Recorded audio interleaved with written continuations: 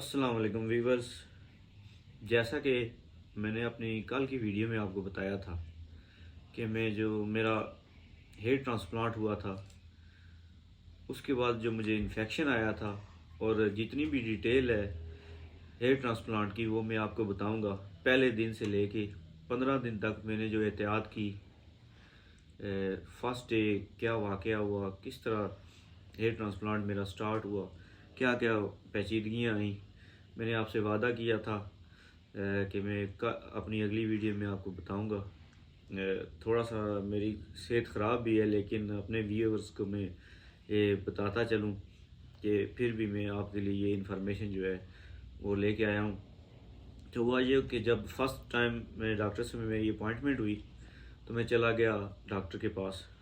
तो नॉर्मली क्या करते हैं कि जितने भी बंदे हेयर ट्रांसप्लांट कराने जाते हैं, मैं एक और आपको बात बताता चलूँ कि मेरे जो बाल गिरे हुए थे, थोड़ी सी बस आप ये देख सकते हैं, थोड़ी सी जगह थी, यहाँ से मेरे बाल गिरे हुए थे। ये मेरी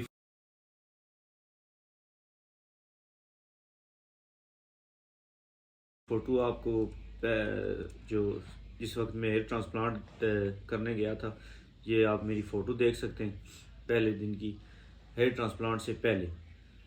उसके बाद जब डॉक्टर साहब से मेरी बात हुई तो उन्होंने मुझसे यही कहा, उन्होंने मुझे यही मशवरा दिया जो कि मेरे ख्याल में ठीक मशवरा था, कि उन्होंने कहा कि अपने जो सारे बाल हैं वो कटवा लें। तो मैंने उनसे इसरार किया कि आप मेरे जो जहाँ पे बाल लगाने तो वहाँ से थोड़े से काट लें, और डोनर एरिया से जो है, इस डोनर एरिया जो पीछे है वहाँ से थोड़े से काट लें। वो ये भी मेरी आप तस्वीर देखिएगा पहले दिन की। तो उन्होंने मैंने वहाँ से कटवाए, पीछे से डोनर एरिया से, और फिर कटवाए थोड़ा सा फ्रंट से। तो फिर काटे, मेरा ट्रांसप्लांट शुरू हुआ। तो टेस्ट वगैरह जो है मेरे हो गए थे। ये आपको बताता चलूँ कि जिस बंदे को भी अगर शुगर है तो फिर हेयर ट्रांसप्लांट उसको कंसल्ट करके शुगर को कंट्रोल करके, क्योंकि अगर आपको शुगर होगी तो आपके ज़ख्म जो हैं वो देर से बनेंगे, और ये ज़ाहिर है आपको हेड इंजरी है या हेड का जो है आपका ऑपरेशन होता है, तो इस वजह से आपने ये लाजमी डॉक्टर से कंसल्ट करना है। और आपको बताता चलूँ कि हमेशा एक मुस्तनद डॉक्टर जो मुस्तनद डॉक्टर है, आप पता करके उसके बारे में फुल डिटेल लेके तो आप हेयर ट्रांसप्लांट कराएं। तो ये एक लाजमी आपने चीज़ का ख्याल रखना है। अच्छा, तो जब मेरा ट्रांसप्लांट शुरू हुआ तो सबसे पहले आपको इंजेक्शन जो है वो लगाते हैं आपकी जिल्द को सुन करने के लिए। तो बताता चलूँ कि पहला जब इंजेक्शन लगता है, पहले 1-2 दिन इंजेक्शन जो लगते हैं उसमें आपको थोड़ा सा दर्द फील होता है। उसके बाद आपकी जो जिल्द है वो सुन हो जाती है। वो जितने भी इंजेक्शन लगते हैं और ड्राफ्ट जो निकाले जाते हैं उसमें आपको दर्द नहीं होता। अगर आपको दर्द फील होगा तो फिर आप बता सकते हैं अपने डॉक्टर को कि मुझे दर्द हो रहा है, फिर वो दोबारा इंजेक्शन देते हैं तो आपको बिल्कुल दर्द नहीं होता। तो तकरीबन ये जो आपकी सर्जरी है ऑलमोस्ट 6 से 7 घंटे लेती है। अगर आपके ड्राफ्ट ज़्यादा हैं तो थोड़ा सा और टाइम लग जाएगा, और अगर आप जहाँ पे गए हैं वहाँ टेक्नीशियन ज़्यादा हैं, अमला ज़्यादा है, तो टाइम थोड़ा सा कम लगता है। लेकिन 6-7 घंटे आपको ये सर्जरी करानी पड़ती है। इसकी 3 स्टेप्स होते हैं। पहले आपके ड्राफ्ट्स निकाले जाते हैं, उसके बाद फिर प्लेसिंग की जाती है, जगह बनाई जाती है जहाँ पे आपके बाल जो है ट्रांसप्लांट करने होते हैं। उसके बाद फिर जाके आपके सर में वो जो ड्राफ्ट्स निकाले होते हैं आपके पीछे से डोनर एरिया से, उनको उन जो जो स्पेस बनाई होती है उस पे लगाते हैं। 6 घंटे का मेरा ऑपरेशन हुआ नॉर्मल तरीके से। डॉक्टर साहब ने मुझे दवाइयाँ जो प्रिस्क्राइब की, अगमेंटन दी, और दर्द की दवा दी। उन्होंने कहा कि दर्द जब आपके होगा तो आपने दर्द की दवा खानी है। फिर एक स्वेलन कंट्रोल के लिए आपको टैबलेट दी जाती है, ये 3 टैबलेट होती हैं। फिर वो बताते हैं कि आपने जब आपका ये कोर्स मुकम्मल हो जाता है तो उसके बाद आपने क्या एहतियात करनी है वो बाद में बताया जाता है। लेकिन 5 दिन की दवा होती है, एंटीबायोटिक, अगमेंटन वगैरह या कोई भी है, वो दी जाती है आपको। तो मैं आपको बताता चलूँ कि आपने जो दवा है उसमें बिल्कुल कोताही नहीं करनी। डॉक्टर जो भी आपको प्रेस्क्राइब करेगा आपने लाजमी वो दवा इस्तेमाल करनी है जितने दिन भी वो कहेगा। अगर तो आपको शुगर है या आपके जो है इम्यून सिस्टम ऐसा है कि आपके ज़ख्म जो है लेट कंट्रोल होते हैं, तो उसके लिए आपने ये करना है कि आपने ये करना है कि दवा जो है डॉक्टर के कंसल्ट के मुताबिक आपने लेनी है। तो मैं आ गया वापस। ज़ाहिर है आप जब आपका सर्जरी हो चुकी होती है, आपके साथ एक बंदा होना चाहिए जो गाड़ी ड्राइव करके आपके साथ में। मैं अपने एक दोस्त को साथ ले गया था, वो मुझे साथ लेके आए। तो मुझे एहतियात ये बताई गई जो सबको बताई जाती है कि 3 दिन दवाई लेनी है और 2 दिनों के बाद जब पट्टी खुलनी होती है, 2 दिनों के बाद मेरी पट्टी खुल गई है। देख लें आप, जो है मेरी पट्टी, इसकी ये पिक्चर है, ये भी आप चेक कर लें। मेरी पट्टी लगी हुई थी, 2 दिनों के बाद मेरी पट्टी रिमूव हुई। हेड वॉश जो है आपको 14 दिन जो है वो डेली करना पड़ता है। आप डेली हेड वॉश करेंगे क्योंकि सफाई सुथराई जो है इस सर्जरी के बाद वो बहुत ही ज़रूरी है। तो सफाई सुथराई का निज़ाम जो है आपका बेहतर होना चाहिए। हेड वॉश करेंगे आप रोज़, और हेड वॉश जो करना है वो बेबी शैम्पू है उसके साथ करना है। वो करना किस तरह है कि आपने झाग बना लेनी है। झाग जो है ऊपर जहाँ पे आपका ट्रांसप्लांट हुआ होता है, तो वहाँ पे आपने झाग को फेंकना है। उसको फेंकने के बाद सर को आपने हिलाना है जहाँ पे और डोनर एरिया जो है वहाँ पे आपने झाग मलनी है 5 6 7 मिनट। 1 मिनट। झाग जो आपने चारों तरफ सर के फैलानी है। फिर जो नॉर्मल पानी है, ना ज़्यादा ठंडा हो ना ज़्यादा गर्म हो, वो आपने ऊपर फेंकना है और जो झाग जो है आहिस्ता आहिस्ता वो उतार देनी है। तो ये प्रोसेस आपने 14 दिन लगातार करना है। लेकिन ये याद रहे कि आपने दूसरा कोई शैम्पू यूज़ नहीं करना है, आपने बेबी शैम्पू यूज़ करना है।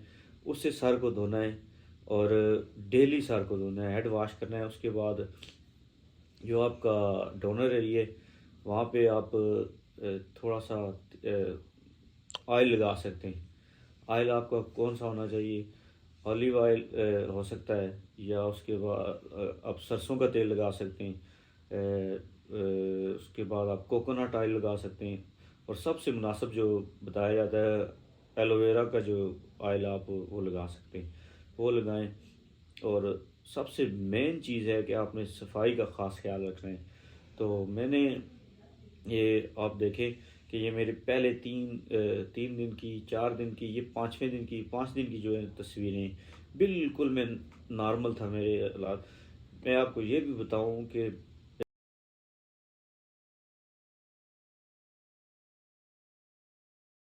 जितने भी बंदे हेयर ट्रांसप्लांट कराते हैं उनके पहले दिन, दूसरे दिन, तीसरे दिन, बल्कि आप ऐसे कह सकते हैं कि 5 5 10 10 दिन उनको स्वेलन रहती है। तो मेरे कोई स्वेलन इस दौरान स्टार्ट में बिल्कुल नहीं आई। सर में ना ही कोई साइड इफ़ेक्ट, कुछ भी नहीं हुआ। मैं बिल्कुल नॉर्मल हालात में था और मुझे कोई दर्द नहीं महसूस हुआ। मैंने दर्द की दवा भी है जो 1 दिन ही खाई है। तो इन्फेक्शन मेरा कहाँ से स्टार्ट हुआ? मेरा इन्फेक्शन दो वजूहत हो सकती हैं जो मुझे नज़र आ रही हैं, या इस तरह आप कह सकते हैं कि 3 वजूहत ऐसी थी। तो 8 10 दिन जब मुकम्मल हुए तो मैं होटल पे, नॉर्मली आपको एहतियात बताई जाती है 15 20 दिन की, 15 20 आपको एहतियात बताई जाती है। लेकिन मेरा मशवरा है जो भी हेयर ट्रांसप्लांट बंदा कराए उसको 30 दिन की लाजमी जो है एहतियात करनी चाहिए। धूल मट्टी और बाहर जाने से परहेज़ करना चाहिए। बाहर आप जाएं तो सर को ढांप के जाएं लाजमी। तो ये बात है कि आपके बाल नहीं होने चाहिए। आप जब हेयर ट्रांसप्लांट कराएं आप बाल बिल्कुल कटवा लें, जिस तरह डॉक्टर आपको कहे आपने उसी तरह करना है। मुझे जो महसूस हुआ है, या तो क्योंकि आपके उस वक्त जब मेरा ट्रांसप्लांट हुआ तो बारिश जो है बिल्कुल नहीं हुई थी, धूल मट्टी थी। और दूसरा मैं मोटरसाइकिल पे बैठ के तो बाज़ार जाता था। मुझे ये फिर आपको मैंने अपनी पहली वीडियो में हजाम का बताया था कि मैंने शेव करवाई थी, उसके बाद मेरे साइड इफ़ेक्ट जो हैं वो स्टार्ट हुए। लेकिन इन तीनों में से कोई भी एक फैक्टर हो सकता है, लेकिन मुझे यही लगा था। मैंने हजाम से शेव करवाई है, उसके बाद मुझे इन्फेक्शन स्टार्ट हुआ। तो वो इन्फेक्शन के मतलब आपको मैं बता चुका हूँ कि 15 दिन के बाद स्टार्ट हुआ था। तो आहिस्ता आहिस्ता वो बढ़ता गया। ये आप उसकी तस्वीरें देखें।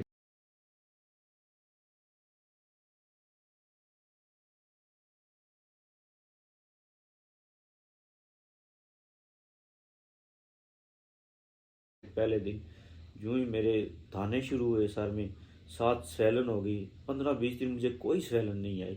लेकिन जिस वक्त ये इन्फेक्शन स्टार्ट हुआ, मेरा मुंह देख लें पूरा, जिस तरह पहले 2-3 दिन आपको स्वैलन आती है, मुझे वो 15-20 दिनों के बाद वो स्टार्ट होगी। तो 5-6 दिन मेरे वैसे आपको 2-3 दिन बाद नॉर्मली चली जाती है, लेकिन मेरी स्वैलन जो है वो 5-6 दिन नहीं गई। और इन्फेक्शन आपको मैंने बताया था कि मेरा अब तक नहीं गया। वो कि मैंने फिर उसके बाद एहतियात की, जो मुझे दवाई बताई गई वो भी ली, लेकिन स्टिल अभी भी मेरे सर में निशानात भी मौजूद हैं और पिंपल भी मौजूद हैं, जो आहिस्ता आहिस्ता ख़त्म तो हो रहे हैं, लेकिन बिल्कुल अभी तक ख़त्म नहीं हुए।